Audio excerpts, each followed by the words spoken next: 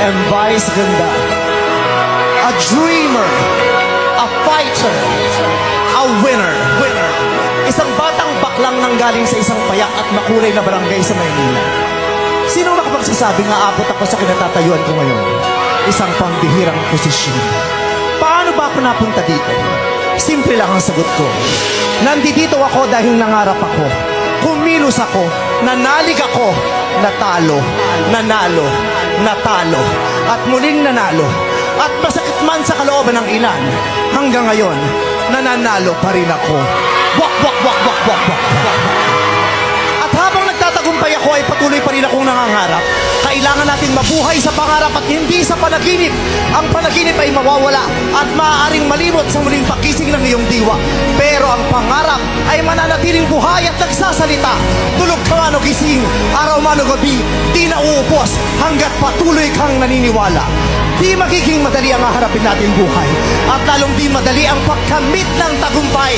May makikilala kang mga taong tutulungan ka dahil totoong nagmamahal at naniniwala sa'yo. May mga tao rin na tutulungan ka dahil sa dulo ay may pakay pala sa'yo. May mga taong sa simula ay gusto kang magtagumpay pero pag nahigitan mo sila, ituturing ka ng kaaway. Ngunit dahil sa determinasyon at lakas ng loob, magtatagumpay ka. At kung kaya ko, kaya mo. Kaya kung isa kang bakla na ngayon ay nakatulala at nag-iisip mo anong gagawin mo sa lipunang sa tulad mo ay mapanghusga at mapangutya, tumindig ka at huwag mahiya. Ipakita mo ang husay mo. Makapalin mo ang tapang at apog mo habang pinapakamal mo ang koloreta sa pagmumukha mo. Pagandahin mo ng pagandahin ang buhay mo. Huwag kang titigil hanggat di dumarating ang araw na lahat ng di tumanggap at nagmahal sa'yo ay nangangarap na ng kahit katiting na pagtingin mo. At pag nangyari yan, gumanti ka. Pero hindi galit ang ibabalik mo sa kanila, kundi pag-ibig na kusang dumadaloy sa puso mong singganda ng bahaghari. At kung ngayon ay dumadanas ka ng hirap sa buhay, makinig ka. Habang kumakalabang sigmura mo, magalit ka. Hindi sa sarili mo, kundi sa sitwasyon mo. Isumpa mo ang buto at sumumpa kang kikilos ka at babangon ka hanggang makatakas ka at makalaya ka sa kahirapan na kung saan ngayon ay nakakulong ka. Huwag kang papayag, kailangan mong pumalag.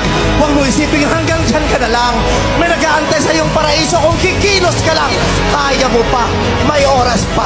Sa pagkamit ng tagumpay mo, maraming haharang sa'yo, hihila sa'yo at aapala sa'yo, gagambala sa'yo at babato sa'yo para huminto ka at dito mo na yung busat mo. Huwag kang hihinto. Ipunin mo ang bawat batong ipinupukol sa'yo at gawing pundasyon sa tinatayo mong palasyo.